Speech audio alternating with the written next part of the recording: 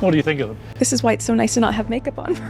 That is so beautiful. No, They're ridiculous. no, She never stops whining. no. Meghan Markle Googled, is the race card an actual card? Slay the dragon, save the princess. I'm like, that's my husband. I love your Luke. Sorry, what's that? Your Luke. You look amazing. Your Luke. My Luke, my Luke. My look. She likes my Luke. Your voice is driving me crazy and I'm about to jump over there and put my fists down your throat. She's allegedly wearing no makeup. Meanwhile, she's got like the perfect blowout. Like she's completely camera ready. And she also is pretending that she's crying. There isn't a tear in sight. It's an actor's trick. I've never seen someone that struggles to just give us like one strip of authenticity. I think the woke have been asleep.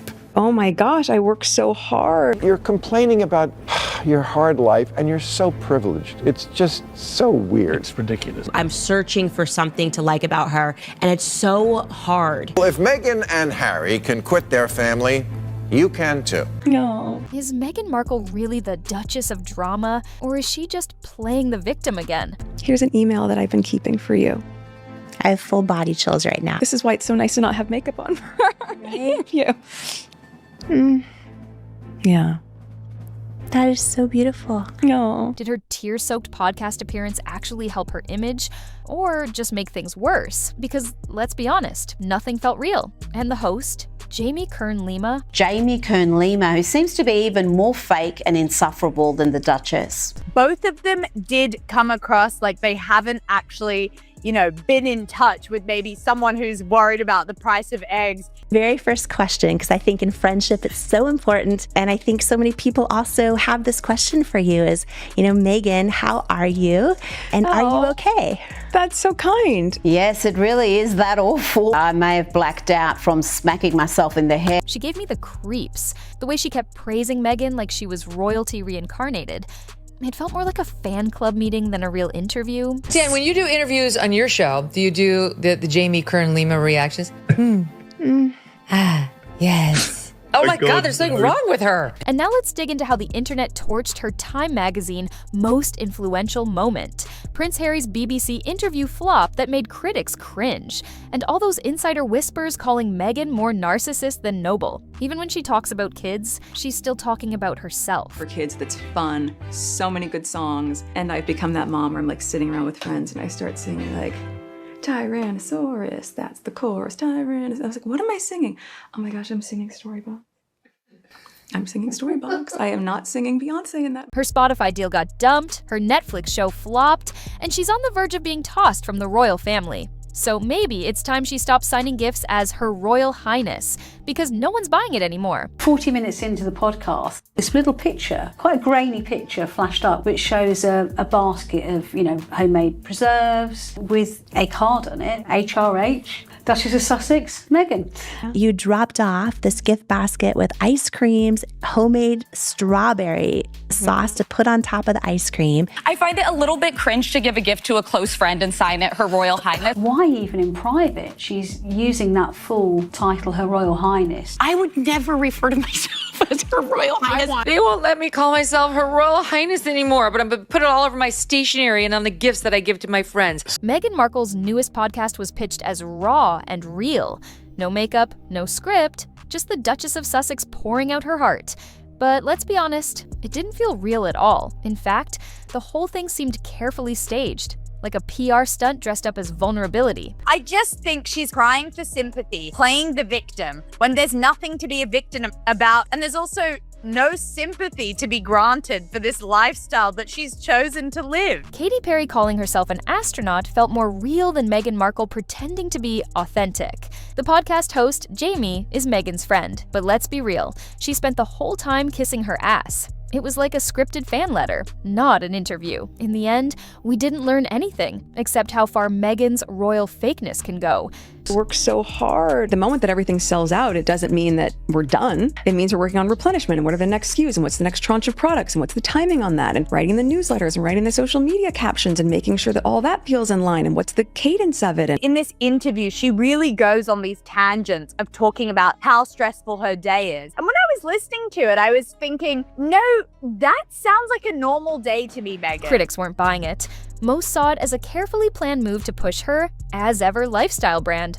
Sure, everything sold out in 30 minutes, but that's the trick. There wasn't much product to begin with. It's a marketing game to make her look successful, even if the whole thing was built on smoke and mirrors. It flopped really hard despite Spotify trying to push it, and they realized that these two don't really want to work, okay? Happened to Spotify. The critics were horrible about With Love, Meghan. You sold inventory that you didn't have on asever.com. People are still waiting for their refund. So when she's trying to sell these kind of, I'm sorry, but crappy, cheap tats to middle America, she needs to have this relatability, and she doesn't have that at all. While people online are still complaining they haven't received their orders, and it's been nearly a month, Meghan's trademark filings for yoga mats and pet bowls only made things worse. Ex-users were quick to call it a desperate money grab. She's trying to sell herself as this wholesome mother who's baking cookies and making tea for the rest of the family. And this was one of the most every mother out there will understand. She wants us to put together a fruit crudité board for our children in the morning. Now, look, Maureen. Look at this. I can't. She is doing a cooking show on Netflix. I only watched 5 seconds of it, and I thought she was going to cut her wrist by trying to zest a lemon. This girl has never been in the kitchen in her life. I've honestly never seen a podcast where someone spends so much time bragging about how amazing their life is. I don't like her. That's what everybody says. Yeah. Everybody who works for her quits. Everybody says she's a bully. She's very nasty. Not only is she incredibly controlling, but she's a bitch about it to everybody who works for her. When things inevitably start spiraling downward, she blames everyone but herself. No struggle, no honesty, just nonstop self-promotion. So the big question is she really bearing her soul or just acting her way through another episode of the Meghan Markle show? They want it both ways. These people were so mean to us and poor us, and we don't want all this attention. And then let me write a book about how much we don't want attention. Meghan, once again acting like the perfect mother, claims she writes emails to her 2 kids every single night. Yes, nightly emails to toddlers, if you can even believe that. It sounds less like parenting and more like a PR stunt. I mean, really, who does that? It's the kind of thing someone says when they want to look flawless, not honest. Can you imagine being Archie or Lilibet and opening this inbox of 6,000 emails when you turn 18? No one wants that, not the children. And also it sets this really unrealistic expectation, which Meghan is so good at doing for other parents. If I don't have meetings in the morning, then I try to do school drop-off. They're at 2 different schools. So from 6:30 in the morning on drop-off mornings for me, I'm not home till 9. Her life is so hard because she has to do school drop-offs, and thank God that she's got a live-in nanny basically raising these 2 children. The episode pulled in millions of streams, with clips blowing up on TikTok and Instagram, but not everyone was impressed. Host Kern Lima called it raw, but most people weren't buying it. What made it even weirder was how hard Jaime pushed the point that Meghan hadn't seen any of the questions ahead of time. Like, why repeat that so much? It felt less like honesty and more like damage control before the internet could call it fake. You haven't seen any of the questions ahead of time, and we're in our sweats, and you look the exact same with no makeup as makeup, and we're that's very generous. Like, seriously, why keep repeating that? Why even make it such a big point? Are you trying to convince the audience? Or just trying to convince yourself that this wasn't all scripted and fake from the start? She's allegedly wearing no makeup. Meanwhile, she's got like the perfect blowout. Like, she's completely camera ready. And she also is pretending that she's crying. There isn't a tear in sight. It's an actor's trick. During promotion for Suits, she was joking with one of the photographers that she can cry on command. Left eye, go. And then you watch a tear fall down her face, and then she starts cackling because she's so proud of herself. She has this really famous thing where she says 1 tap left eye and she can make herself cry on demand. Either way, we still didn't buy it. The whole thing felt too perfect, too rehearsed. The Daily Mail's Alexander Larman called her tears a transparent attempt to stay relevant. And honestly, he's not wrong. Ex-users tore her apart, pointing out how polished everything looked. Like it was all part of a strategy. One even joked, even her tears have a PR team, and let's be honest, it didn't feel like a breakdown. It felt like a brand launch in disguise. It's just another lie from Meghan where she's told us one thing about this wholesome family life that she's got, but really it's staff behind the scenes that are upholding this entire image for this woman. Markle reported that critics saw her stories as overly self-centered, constantly circling back to her brand or her personal struggles. Like everything had to be about Meghan. The Express even cited royal insiders saying this sudden emotional switch-up won't fix her image.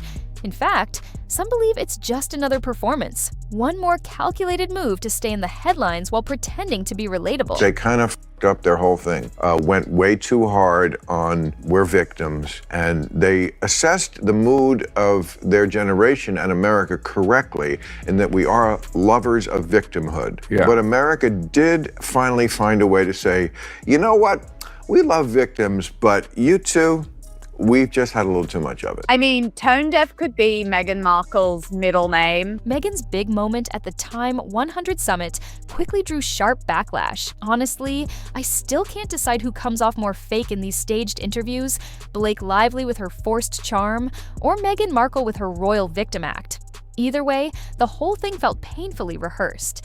She didn't make the Times list of cool people, but she did get invited there because her agency probably bought her access. This is one of the goofiest things ever. Because I think it speaks to the tiny moments of joy that are so effortless and just create a little bit of magic that we're all craving. What in the hell word salad is this? Tiny little flower petals that are dried. I started putting them on salads. I started putting them on scrambled eggs. Level of charm that you find people have when they see these tiny little dried petals is something I can't fully wrap my head around, but I appreciate. I'm elevating it by putting dried flower petals on all of my food. Her Time Summit speech, even though she didn't make the 2025 list, only brought more backlash.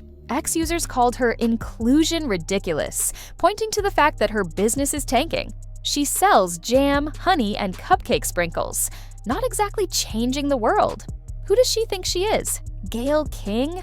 Now that's a real woman who made history. She literally went to space. Meanwhile, GB News quoted critics calling Meghan a self-promoter who leans on royal titles for relevance. And with her so-called influence under fire, Time's nod feels less like a crown and more like a PR favor. She married for money. It's very clear she bagged the elephant. She was thrilled she became a, quote, princess. I mean, Meghan did claim that before dating Harry, she never Googled him, and she said she didn't know much about the royal family. It was planned from the beginning. I know someone who knows the ex-husband who said she had a vision board with Prince Harry on it. Before they met? Yes. Prince Harry's recent BBC interview, where he took aim at King Charles for ignoring his security worries after losing a court appeal, sparked major backlash. Critics didn't hold back, calling it yet another tone-deaf moment from a prince who seems more focused on blame than reality. He lost at the trial court level on this push to make the British royal family pay for his security when he goes to the UK. Once they realise that myself, my wife, and our kids are happier outside of the institution, please just look at the fact. Look at the risks, look at the threat, look at the impact that if anything was to happen to me, my wife, or my father's grandchildren, look where the responsibility lies. What a manipulation. My father's grandchildren. They're going to and it will be his fault. It's gaslighting on a grand scale. The Daily Mail's Sarah Vine slammed Harry's somber tone as pure self-pity, accusing him of using King Charles's cancer diagnosis for sympathy. ITV News said palace insiders found his comments in shockingly poor taste, while the Mirror reported Charles doesn't even trust him anymore, worried that every private chat might end up in a Netflix special. X-users didn't hold back either, calling Harry spoiled, dramatic, and one even calling the whole thing a royal pity party. But as soon as Meghan Markle made it absolutely clear that it was all about the moolah, it was all about the big bucks, it was all about trading off the royal name, but she was lining up these deals when she was still the Duchess of Sussex. She was in talks with Disney, she was in talks with the publishing companies, in talks with Netflix. At that point, the late Queen Elizabeth II, quite rightly, in my opinion, said, no, there is no half in, half out. So you go with our blessing, but you lose everything. The overall reaction paints Harry's interview as one big exaggerated complaint, only making the royal rift even worse. Not to mention all the ongoing chatter that Meghan hates the royal family and was the one who actually pushed everyone apart. Some say she didn't just cause tension, she blew the whole thing up on purpose. But I have zero sympathy for him. The fact that he is putting his father through this in the final years of his life. And Meghan, there are members of the royal family who believe that Harry's behavior hastened the death of the late Queen Elizabeth II. I believe that too. That's what I say. I say those two killed the Queen. Megyn Kelly flat out called Meghan a malignant narcissist. The Telegraph's Celia Walden described her podcast as nothing more than a self-focused therapy session. Even Page Six reported that big brands like Goop are rejecting Meghan's pitch to become a lifestyle guru because she's just too polarizing.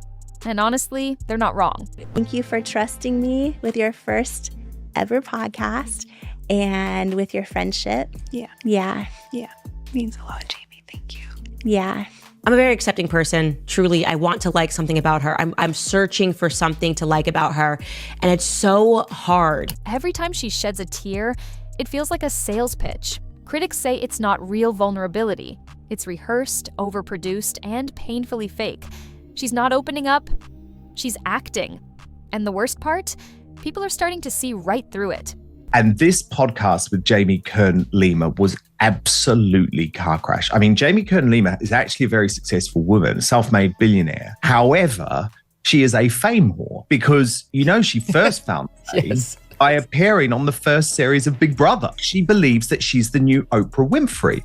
And the problem is, you realize these are the types of people Meghan Markle is surrounding herself with. And none of them are prepared to ever give her a dose of reality. She agreed with every single thing Meghan said, like a true yes man with zero backbone. It didn't feel like an interview, it felt like fan fiction. The Independent's Roy Sean Lanigan even said Jamie Kern Lima's nonstop gushing made the whole episode feel more like an infomercial than a real conversation. It was less authentic moment and more paid promotion of Meghan's image. Usually when we're together, we're in our cozy sweats and no makeup. So that's how we are today. No one's picked up my book proposal yet. Yes. I haven't found my soulmate yet. Everything is yet. The power of yet. The power of yet. Yet. Yet. But I'm happy. And the kids are healthy and H is great. But I'm trying to also enjoy these big wins right now. Yes. Enjoy them. Ex-users pointed out that this wasn't a real conversation. It was a full-on Meghan hype session. The host sold her company for $1 billion, so let's be clear, she's no amateur. She actually knows how to build something real, way more than Meghan ever has. And yet, instead of sharing anything useful or honest, she spent the whole hour acting like Meghan walks on water.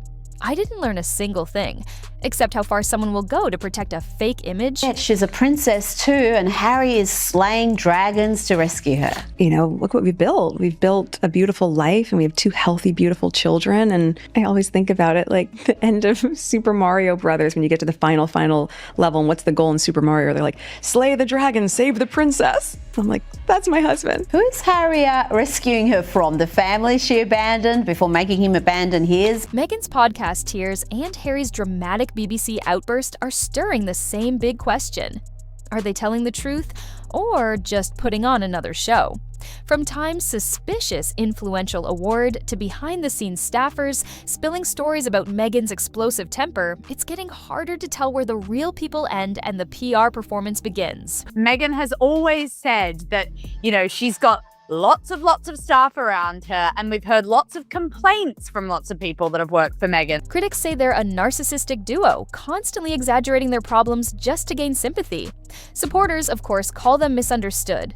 But the internet? It's not buying it. Most people now believe the so-called Duchess of Drama and her prince are more focused on building a brand than telling the truth. Is any of this real, or just one long performance for clicks and cash? Honestly, who knows?